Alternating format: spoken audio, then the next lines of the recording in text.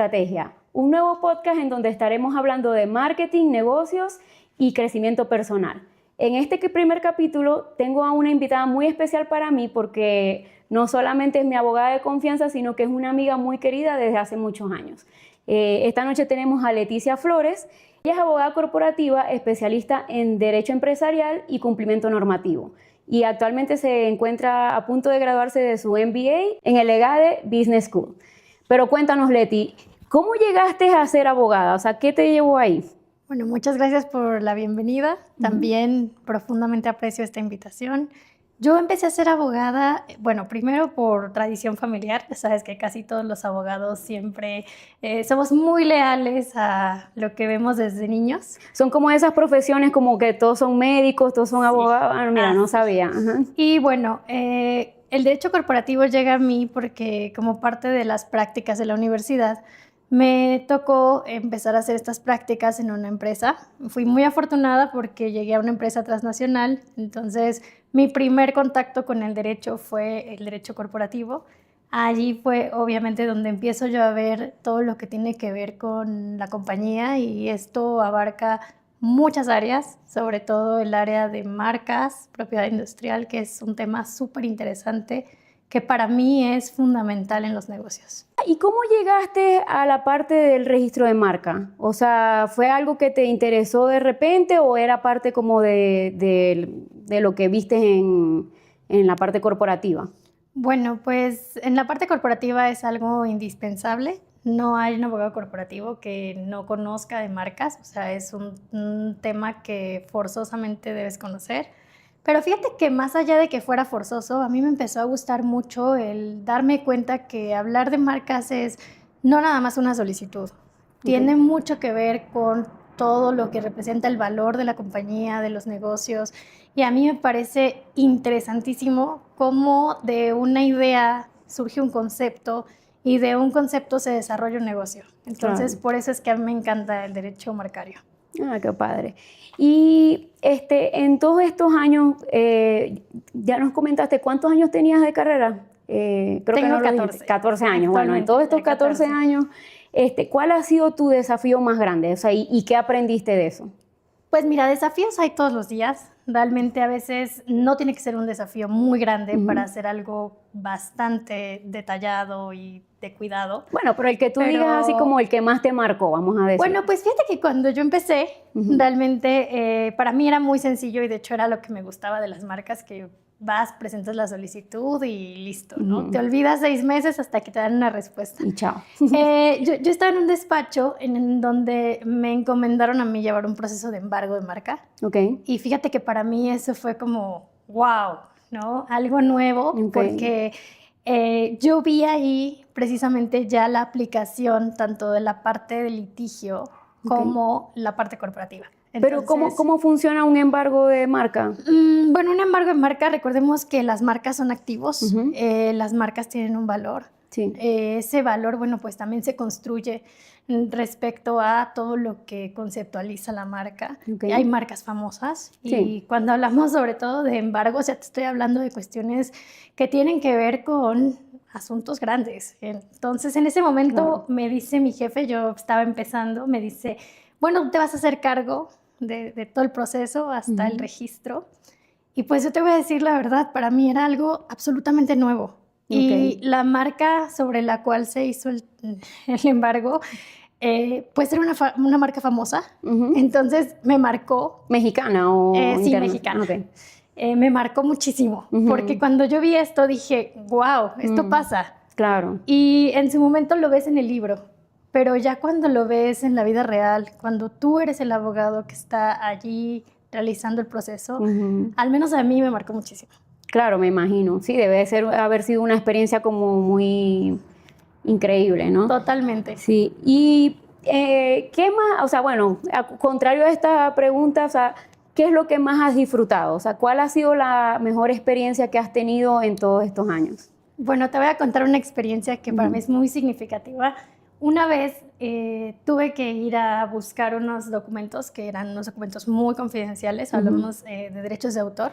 Eran unas canciones. Okay. Yo no sabía a dónde iba, sí sabía quién iba a ver, pero no el contexto total, ¿no? Okay. Entonces, cuando yo llego, era en una casa, resulta que era de un grupo muy famoso, que en ese momento estaba en auge, Okay. o sea, era el boom, o sea, todos los chavitos estábamos, de verdad, y no te puedo explicar cuál era el furor por ese grupo. Entonces, cuando yo llego y los veo, estaba allí la autora de las canciones que íbamos a registrar. Para mí fue algo increíble. ¿Tuviste tu momento de fangirleo ahí como? Sí, ahí dije, no soy la abogada, soy la fan. Sí, pues sí. Es que debe ser difícil como controlar esa parte, ¿no? O sea, tienes que ser profesional, pero pues también eres humana, ¿no? Entonces te emocionaste, ¿no? Sí, ese momento sí es muy significativo. Qué padre. ¿Y tuviste oportunidad de platicar con ellos o nada más fue foto y ya? Sí, tuve oportunidad. De hecho, yo le comenté a la persona que me entregó los documentos, le dije, oye, ¿ya hay posibilidad de platicar? Me dijo, sí, claro que sí, pasa. Okay. Y bueno, me encantó. Bueno, perfecto. Entremos un poquito más en el tema que vinimos a hablar hoy. Claro. Y cuéntanos, ¿por qué es importante registrar la marca para un negocio? Bueno, y también para una persona, ¿no? Porque no solamente se registra la marca empresarial, sino personal también, ¿no? Sí, también. Es importante porque, primero que nada, es el valor de tu marca. Como te lo comentaba, las marcas tienen un concepto. Sí. No es nada más un logo, no es nada más unas palabras, una frase, sino todo lo que hay detrás de esa marca, que es el valor que la representa. Entonces, sí, que sería como el branding, ¿no? Que todos los colores, el storytelling, todo eso, ¿no? Totalmente. Digamos que el hecho de no registrarla es dejar todo esto allí. Para que cualquier persona pudiera venir y registrarlo. De hecho, se da mucho, esto es importante, que de verdad, si quien nos está viendo tiene una marca y dice, otra vez no la voy a registrar, mejor el siguiente mes, es importante interiorizar qué valor tiene para nosotros. Claro. ¿Y qué elementos se pueden registrar? O sea, ¿nada más sería el logo o se registra todo como un conjunto? O sea, el nombre, el logo, los colores o cómo funciona. Bueno, son diferentes elementos que componen una marca. Tenemos marcas que son innominadas, como los logos que tú mencionas. Tenemos marcas nominativas cuando solamente tenemos las palabras o las frases. Tenemos también marcas mixtas que tienen un poquito de los dos. Hay marcas tridimensionales. Tenemos también los avisos comerciales se registran. Entonces es un mundo. Y frases también, ¿no? Sí. He visto. Sí. De hecho, siempre cuando vienes con un abogado, el abogado te va a determinar cuál es la marca que vas a registrar. Generalmente lo que ocurre es que tú llegas con un diseño o con un eslogan, como tú mencionas, y bueno, el abogado tiene la obligación de determinar cuál es el tipo de marca. Claro, ok. Y, por ejemplo, o sea, si yo tengo mi marca, como dijiste, la registra otra persona, ¿cómo puedo, o sea, se puede hacer algo al respecto o ya no hay nada que hacer? No, sí, siempre va a haber algo que hacer. Lo importante siempre es que el uso de tu marca sea continuo, hacia el público, sobre todo que la gente te ubique con esa marca. Claro. Porque se va creando también un derecho de primer uso. Esto es importante comentarlo. Muchas veces hay quien llega conmigo y me dice, oye, tengo una marca de hace 5 años que nunca registré por cuestiones personales. ¿Podemos hacer algo? Claro que podemos hacer algo. Siempre y cuando tú tengas manera también de acreditar que este uso ha sido continuo y desde la fecha que tú estás señalando, que tienes un establecimiento donde se utiliza tu marca, claro que se puede hacer. Ok, sí, me queda claro.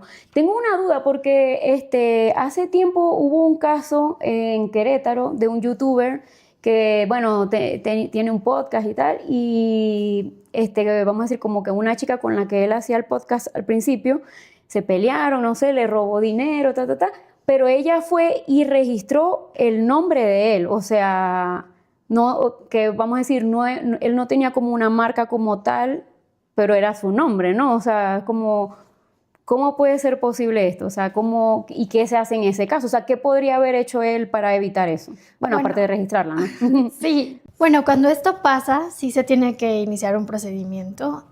Tú sabes que el Instituto Mexicano de la Propiedad Industrial es el encargado de revisar y normar, aparte de pues administrar la justicia en temas de propiedad industrial.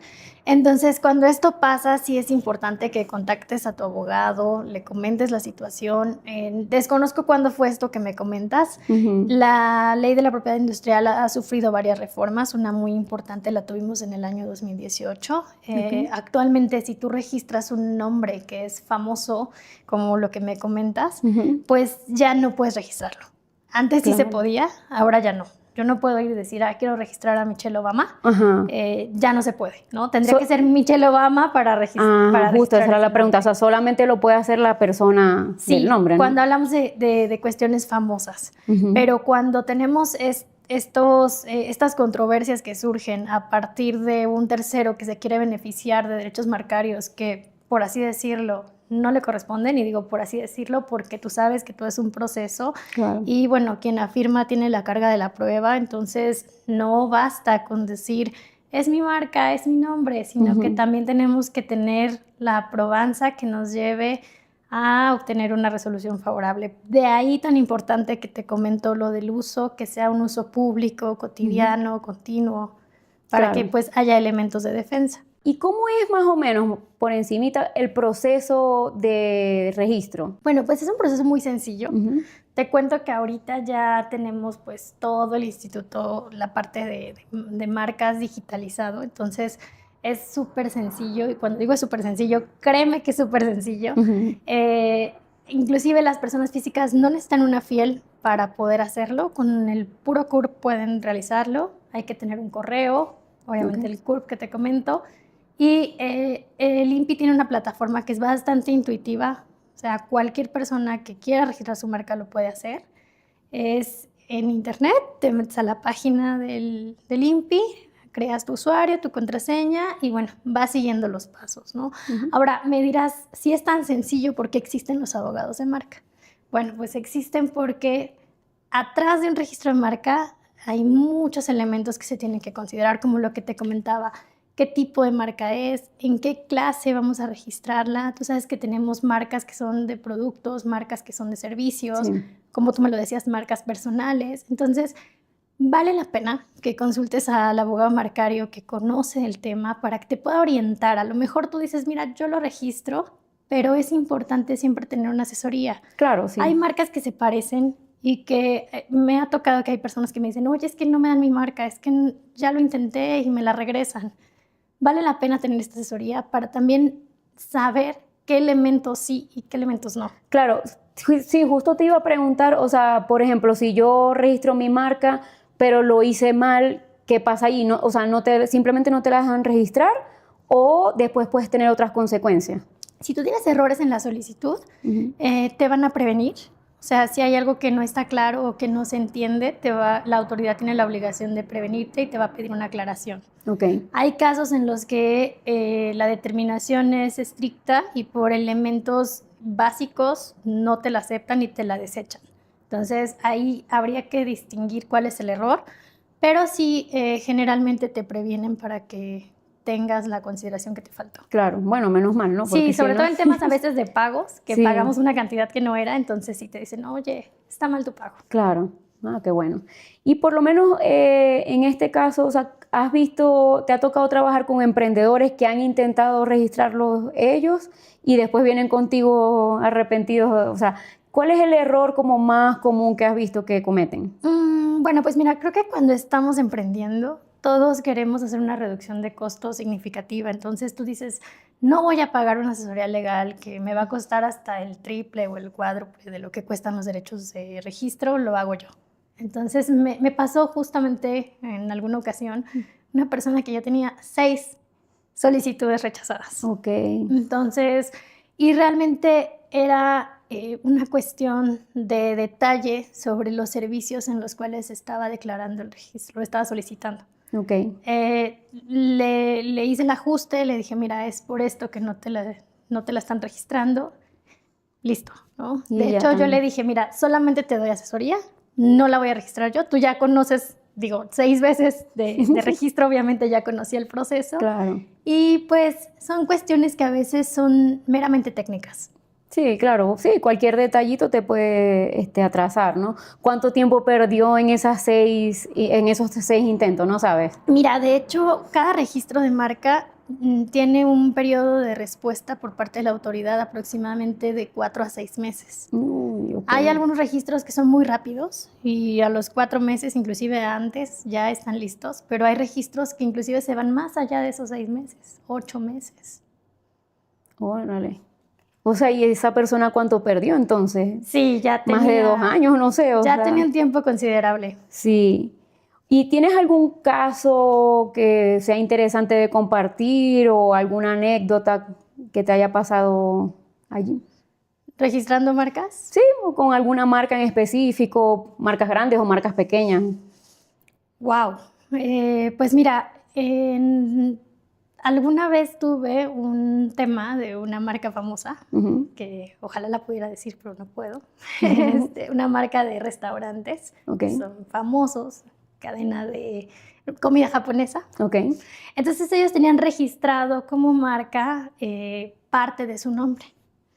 Ese nombre pues se podía dividir y Ujú. podías usar como que otra palabra, ponerle la terminación de la marca y entonces ya como que formaba parte del grupo que Claro. correspondía a ese concepto marcario. Entonces me pasó que justamente una persona que desconocía, yo creo que inclusive la cadena de restaurantes, Ok. abrió un hotel local allá en Ujú. el estado de Oaxaca. Ujú. Y fue y lo registró, ¿no? Entonces, tú sabes que, bueno, estas empresas que son muy grandes, pues tienen siempre agencias, pues consultores que están muy al pendiente de lo que pasa con sus marcas. Y bueno, nos llega a nosotros la solicitud de parte del área jurídica. Yo estaba trabajando, te comento, para un despacho. Y nos dicen, oye, necesitamos que vayas y apercibas a la persona amistosamente que deje de usar la marca, ¿no? Claro. La terminación de la marca. Ujú. Entonces revisamos el caso, dijimos, oye, está rarísimo, ¿no? ¿Cómo se atreve a poner esta marca si todo México la conoce? Inclusive hasta en Centroamérica la conocen. No, imagínate. Entonces me mandan a mí, obviamente yo Ujú. era la persona encargada de ir y venir en ese momento.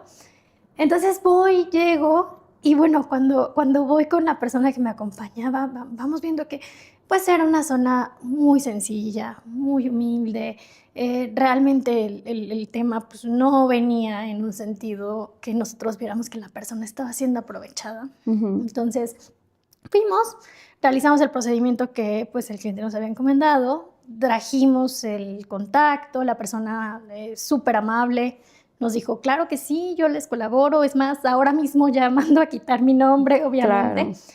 Y bueno, cuando ya damos el reporte al cliente, pues llegamos con fotos, expediente, la notificación, todo. El cliente dice, no puede ser que esto es así. Ujú. Y el mismo cliente, o sea, en ese momento se tocó el corazón, así te lo juro, estábamos hablando con la gerencia y dice, ¿qué podemos hacer para que la persona no se vea afectada? Sí, ¿No? por lo menos reponerle los Sí, avisos o algo, ¿no? entonces fue súper lindo. La verdad Ujú. es que ahí es donde ves la responsabilidad social de las empresas. Ellos nos contrataron toda la parte de asesoría, corrieron con toda la parte del registro, registramos una marca diferente. Hubo ahí personal de marketing que Ujú. le apoyó a la persona a realizar un ajuste en lo que quería presentar de su hotel. Claro. Y fue una historia con final feliz, ¿sabes? Qué padre, ¿no? Entonces ahí me encantó porque no solamente a veces de las controversias pueden salir cosas pues complicadas para la persona que está incumpliendo, Claro. sino que en este caso pues hubo ahí buen corazón de parte de la gerencia y fíjate que fue un final feliz para la persona. Qué bueno. Bueno, mira, le salió bien al final. Sí. Qué bueno. A mí me pasó una vez una experiencia con un cliente que tuve, que hicimos un logo y era de una cafetería. Una cafetería pequeña, no tenía tampoco, no era tan importante, pero Él tenía presencia digital, estaba en redes y todo esto, y al parecer alguien de su Facebook, suponemos, agarró el logo y lo usó para su cafetería en otro estado. Wow. Y él quería hacer algo al respecto, pero al final, la verdad, no hizo nada porque no había cómo. O sea, él no tenía el registro ni nada. O sea, en ese caso, ¿qué le puedes aconsejar a las personas que pueden hacer? O sea, pero ya cuando pasó, porque claro, para prevenir es el registro de la marca, pero luego que ya alguien te copió el logo. Sí, retomamos el punto anterior que te comentaba, precisamente en donde tenemos que evaluar efectivamente si la marca fue usada antes que esta persona que usurpó el registro. O sea, tenemos que tener documentación fehaciente que nos permita probar esto que tú comentas, ¿no? Claro. Ahora también con la era digital a veces es un poco complicado. De allí que es tan importante que registremos.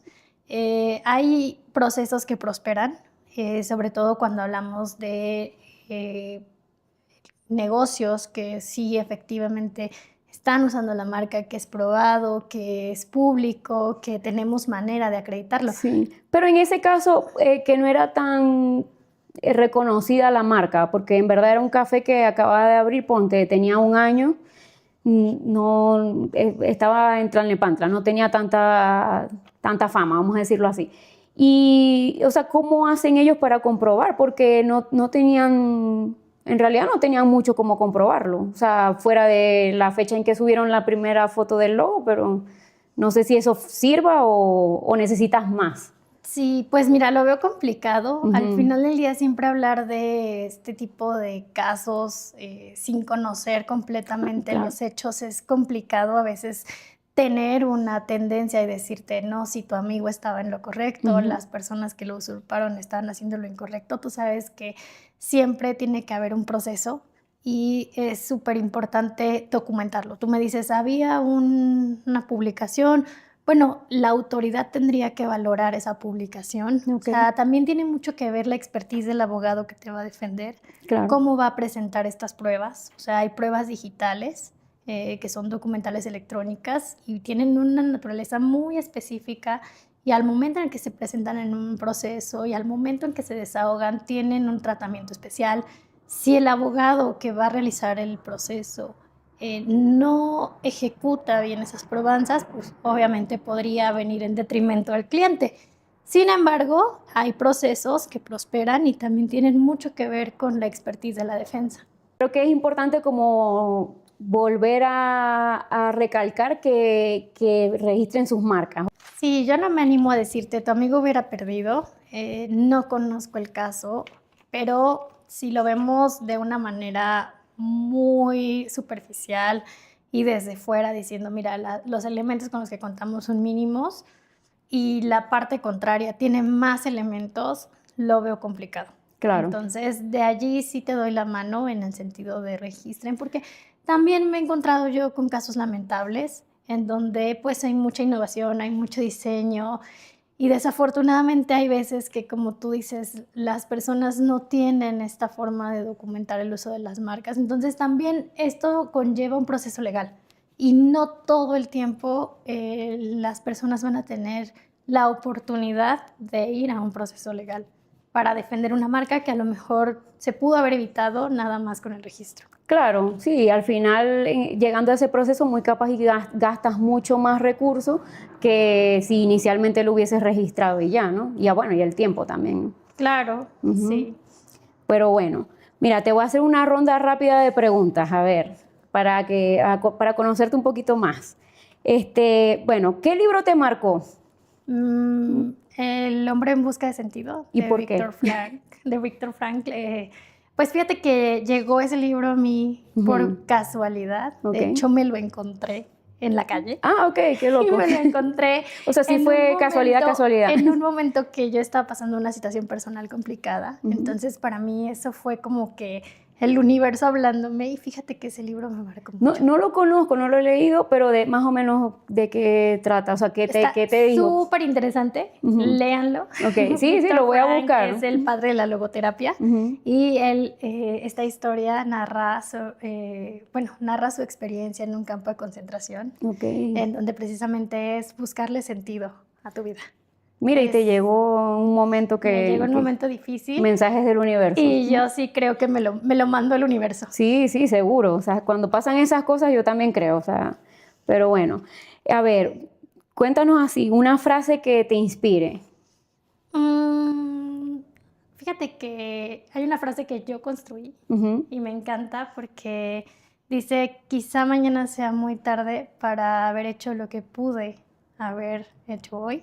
Entonces, suena como redundante, pero es mía. Sí, pero está padre. Y fíjate que esta frase me ha inspirado, ya tiene bastante tiempo que yo la diseñé.